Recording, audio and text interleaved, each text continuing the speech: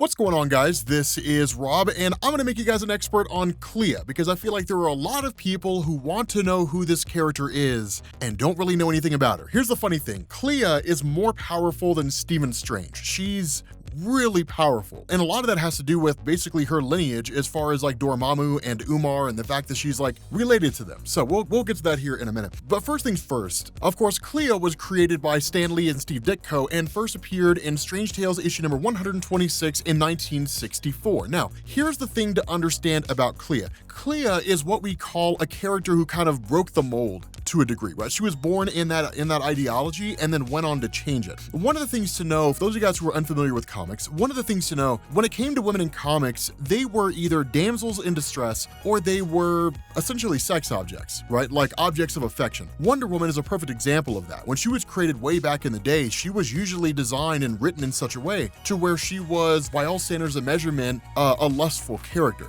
Of course, Wonder Woman was really the first one to actually break that mold, but after her, there were characters like Clea, there was Carol Danvers, Rogue, but Clea is one of those characters that kind of led the way in terms of how her character progressed, that essentially elevated women from just being like this girl that had to be saved by like the main male hero to being the kind of girl that could like hold her own, right? That could do her own thing.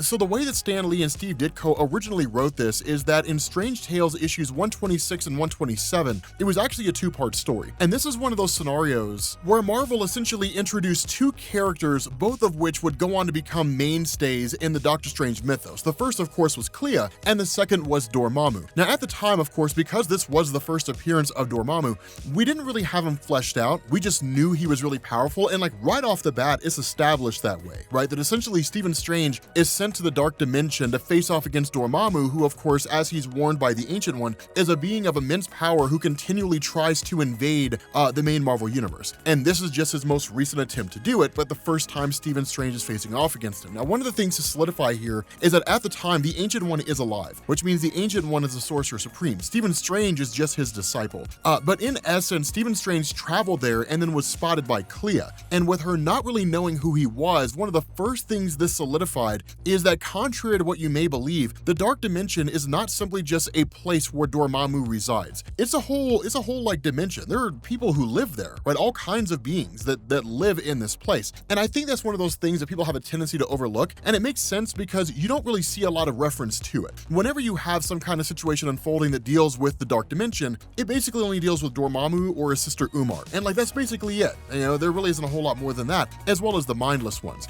Now again, we can kind of cook the books a little bit here and sort of inject some information that didn't readily exist at the time. The nature of Dormammu is he is what you call a Faltinian or a Faltine. Essentially, he hails from what's called the Faltine dimension. He and his sister Umar. They are basically beings of pure magical energy, which means they're wildly capable. Now, Dormammu is not some end-all be-all, all-encompassing magical being, right? He's not some unstoppable force. Just because he's a being made of pure magical energy does not mean he's the most powerful magical being out there. And I know it seems a little weird, but there are individuals out there that are more powerful than he is. Some of them are people like Sidorak, for example, or someone like Chthon.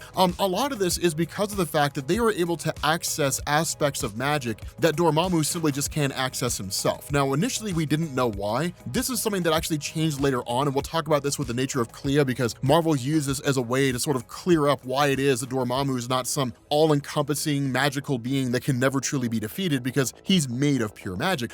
Before the story itself, Clea, not really knowing who Doctor Strange is, having never seen him before, basically watches him as he faces off against Dormammu and even intervenes occasionally, kind of telling him, you can't defeat this guy, right? Like this guy Dormammu is on a whole different level of power. And the reality is, Stephen Strange at this point in time can't really beat Dormammu, right? Dormammu is just too powerful for him. And a lot of that's because once you become Sorcerer Supreme, your powers elevate because you basically end up gaining the power of the Vishanti. So if this makes any sense to you, when Stephen Strange became the Sorcerer Supreme, his power grew 4 times over, right? Because it's just the nature of things, right? Just, you know, again, the Vishanti make up about 80% of the Sorcerer Supreme's power. So his power amplified several times over, which is is why he was able to hold his own against Dormammu later on. But back on track here, essentially what went on in this initial appearance is that Clea didn't really have a whole lot to offer. It was really more of just kind of her being there and then kind of warning Stephen Strange a little bit. And if anything, the purpose maybe served of offering a kind of damsel in distress type situation, because ultimately, because Dormammu becomes aware of the fact that Clea had basically been assisting Stephen Strange, that Dormammu actually imprisons Clea. So that kind of creates the damsel in distress dynamic. And then ultimately, of course, Stephen Strange faces off against Dormammu, kind of the big battle between the two. But in the midst of it, they basically stop. And the reason for that goes into the nature of the dark dimension itself. That while Dormammu does rule this dimension, or historically has ruled that dimension, he's only one part of it. It is technically called what's referred to as the Splinter Realms, but one section of this is housed by beings, or really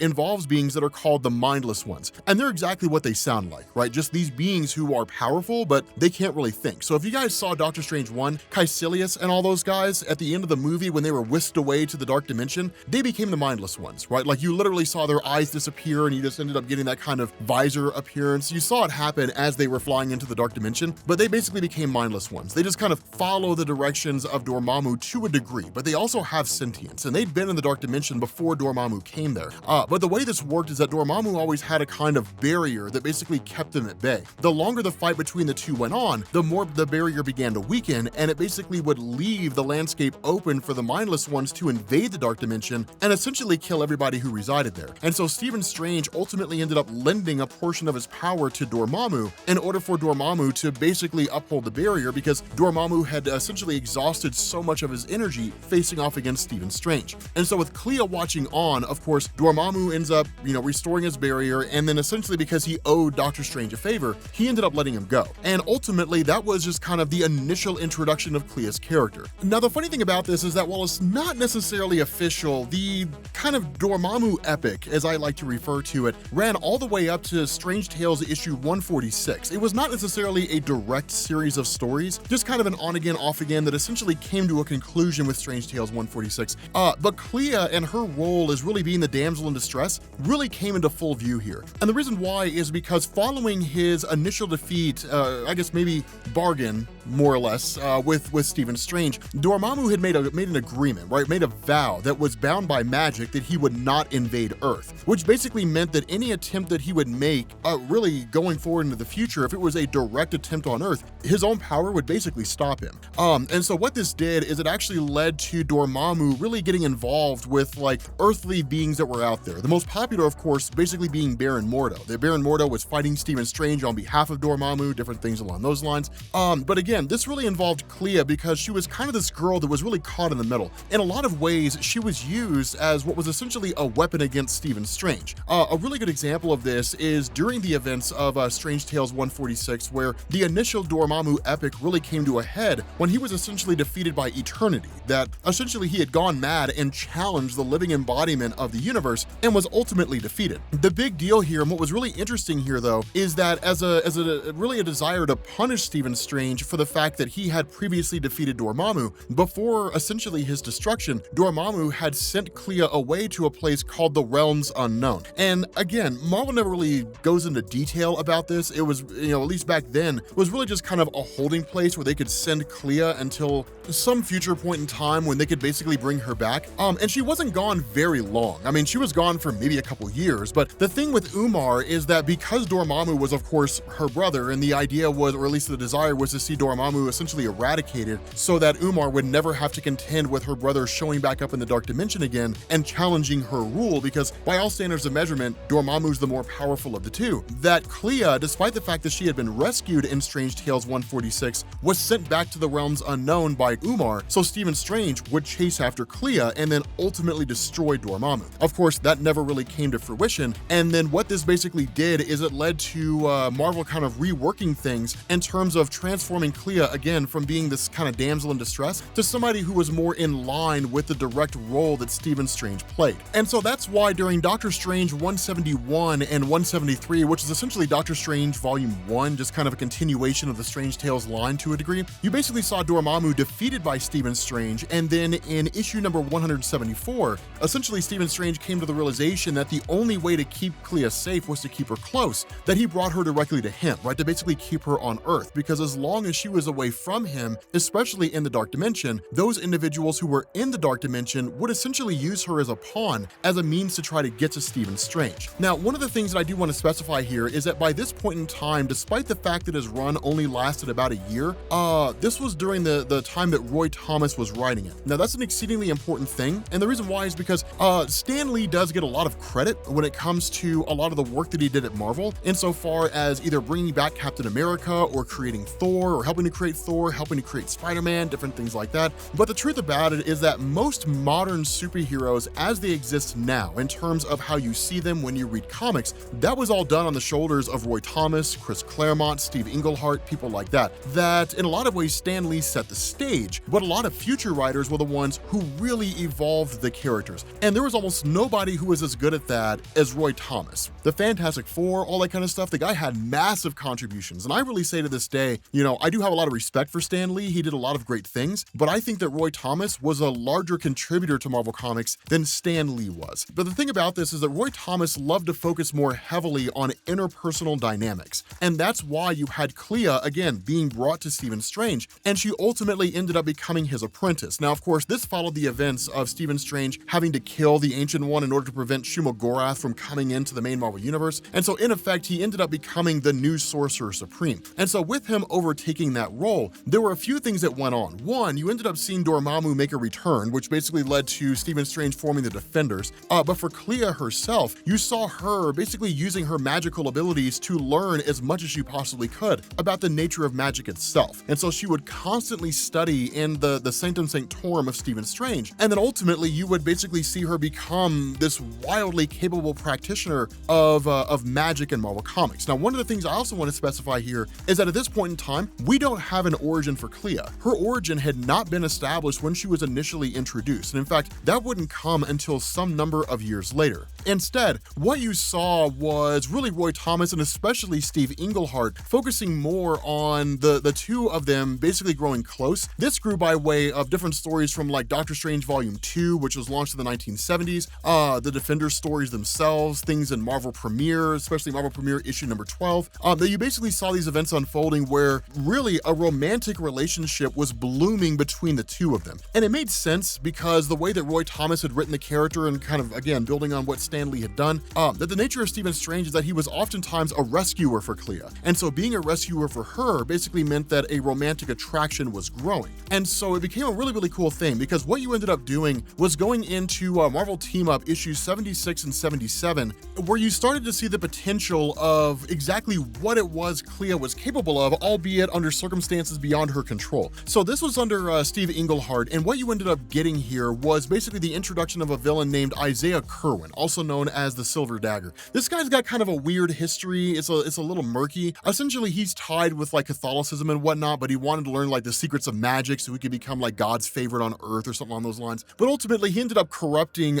Clea, and in doing so, we basically saw this really, really dark and twisted version of her that was almost identical to something like Dormammu or Umar. And it was really the early days of Marvel toying with this idea that Clea was actually tied directly to the Faltinian dimension, even though we didn't necessarily know exactly how that would play out. Now, of course, Clea was rescued and the day was saved and Silver Dagger was defeated and whatnot. But what this did is about 52 issues later, going into the Doctor Strange Volume 2, issue number 53, is you basically saw Clea being sent back to the Dark Dimension. Now, one thing I also want to specify here, it may seem like Clea only really had like a handful of appearances. I mean, she didn't. She appeared in a lot of comics. I mean, there are a lot of Doctor Strange stories in between the ones that we're talking about that she had appearances in, as well as things like Ghost Rider comics comics and so on and so forth, right? So it's not like she appeared 8 or 9 times. Again, we're just kind of doing the broad strokes here, but under the writing of Roger Stern, this is when we really got the first origin, or really the origin of Clea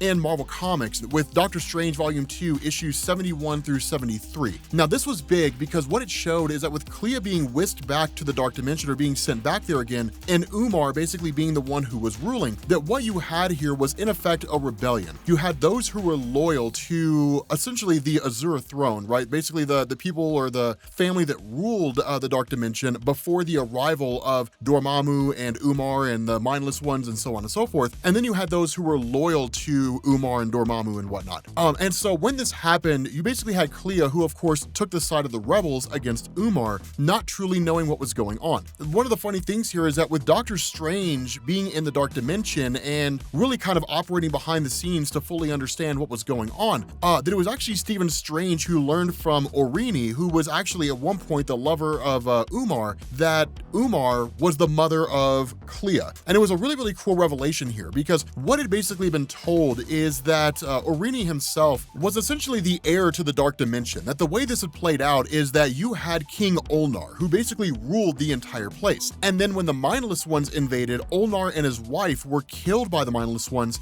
But then when the Mindless Ones invaded, Ulnar and his wife were killed. And Orini himself was simply too young to rule. And so the citizens of the Dark Dimension had chosen Dormammu and Umar to essentially rule in their stead, or at least in place of Orini, until he was old enough to take the throne, not realizing that Dormammu and Umar just wouldn't give up their power.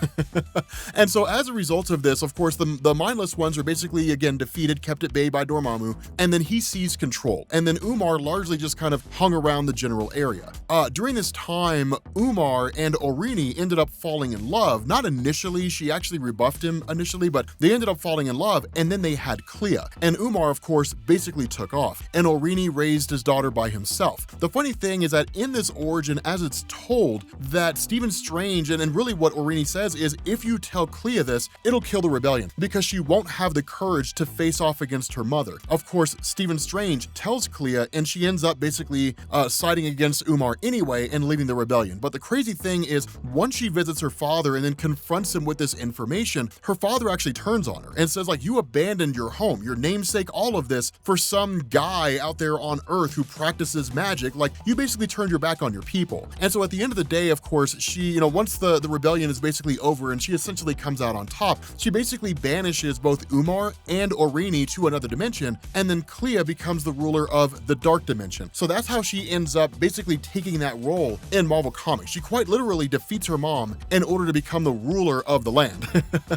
It was really, really cool. Now, undoubtedly, people are going to ask the question, okay, so like, when did they get married? When did Clea and Doctor Strange get married? Okay, so there's a little bit of buildup here that we need to kind of talk about. And those people who are familiar with the Silver Dagger story will probably kind of be like, okay, you skipped over a hugely important part. And I did. I kind of wanted to wait until we got to this segment before we brought it up. During the Silver Dagger story arc, one of the things that had happened is that initially at the time, Stephen Strange had actually been really challenged by like the essence of death. Now, you did have like Eternity, the Ancient One, people who stepped in and essentially rescued him. But when he showed back up, he didn't actually have a physical form. He simply had an astral form. And so what you ended up getting was actually Stephen Strange entering into the body of Clea, and the two of them basically escaping Silver Dagger. Now, of course, ultimately Stephen Strange found his own physical form. But the reason why that matters is because what Marvel had illustrated over the years in terms of the relationship between the two is that the kind of connection that Stephen Strange and Clea had transcended love as you or I will know it, right? Like between you and myself and anybody else out there, us normal human beings, us normies, non-magic beings, love is just is a combination of lust and ongoing connection, right? That's literally what it is, right? You see somebody, you're like, damn, they're hot. But then when you spend enough time with them, that lust turns into genuine love, which turns into, I can't imagine what my life is like without this person. And so with Doctor Strange and with Clea, they had a very personal connection insofar as for a time, their souls were actually intertwined. And so that connection continued on and was really established, really went into their marriage in Doctor Strange Sorcerer Supreme #3 in 1989. Technically, this is volume 3, but normally volumes are like ongoing series. This was like a 4-issue miniseries, right? Because Stephen Strange or Doctor Strange is one of those characters in Marvel Comics where the guy couldn't hold a book to save his life. Right from like the mid 1980s going forward, really the end of volume 2, he always just struggled to be able to maintain any longevity in terms of ongoing publishing or even any consistent writers. But during this time, the two of them basically got married. Now, it was not a marriage in the traditional sense. Instead, it was one of those things where they actually created a singular ring and then it split, and each one of them wore an individual ring. And for the most part, their marriage was never really annulled, not as far as I'm aware. They actually ended up staying married. Essentially. I mean, one of the things that had happened under the writing of Roger Stern and even going to Peter Gillis and people like that, over the years during this time when the two of them were together as a married couple, you had Clea, who basically ruled over the Dark Dimension, and you had Stephen Strange, who is the Sorcerer Supreme on Earth. And so because of their roles, they were consistently apart from one another. And so what this did is it put massive strains on their marriage because they just weren't really together all that often. I mean, you would see them cross over. Again, I don't want to make the point that like you wouldn't see Clea for any measure of time. You would see them cross over, right? You would see Doctor Strange helping Clea, or you would see Clea show up to help Doctor Strange, but it's not like they were both living in a condo in Midtown.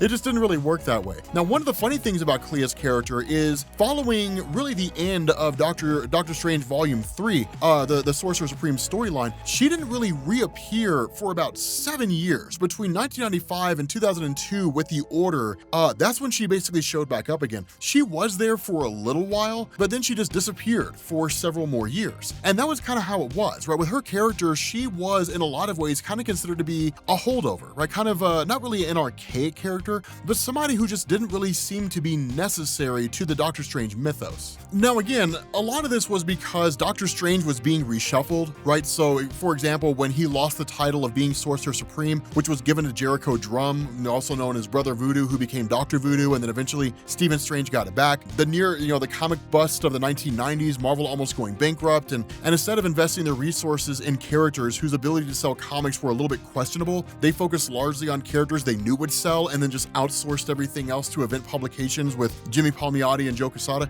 It was just one of those things, right, where Clea just took a back seat for a variety of reasons. And so, if we're being honest, while she did appear in future stories, the more significant appearance of her story really didn't show back up again until essentially Marvel one more dayed Clea and Stephen Strange. And it's one of those things that a lot of people don't know about. People think about the idea of one more day in relation to like Spider-Man, right? That basically a deal was brokered between Mary Jane Watson, Peter Parker, and Mephisto, that in order to save Aunt May, that essentially their marriage would be annulled, right? They would lose their love and they would seemingly never be back together again. Basically, the same thing was done with Stephen Strange and Clea. That the result of this is that in order to essentially save all things in existence, again, kind of referencing the events of Doctor Strange Volume 5, that a deal was struck that Clea would basically lose any knowledge of her time with Stephen Strange. Now, this was a really, really important thing because following that, she had just kind of gone back to essentially being in the Dark Dimension and had disappeared for a while. I mean, she had appeared kind of, but no real meaningful appearances. But that's the reason why when you go into what's basically the death of Doctor Strange storyline, that when Clea reappears, that she makes these kind of comments like, well, at some point in time, you had forced me to forget about you and different things like that. That's where that's from, right? From Doctor Strange Volume 5. But again, at the moment in Marvel Comics, following the death of Stephen Strange, he's no longer part of the picture. He will return, right? Nobody ever stays dead forever in comics, so Doctor Strange will come back. He will be the Sorcerer Supreme somewhere along the line. At the moment, it's actually Clea who's Sorcerer Supreme. As I understand it, the story's great. I haven't had a chance to read it yet, but I intend to fix that. But by and large, this is essentially Clea. Right? Again, there are some finer points that we kind of left out here, but for the most part, this should be enough to make you an expert on the character. But with that being said, guys, we're gonna bring this video to an end. Thank you all for watching, and I will catch you all later. Peace.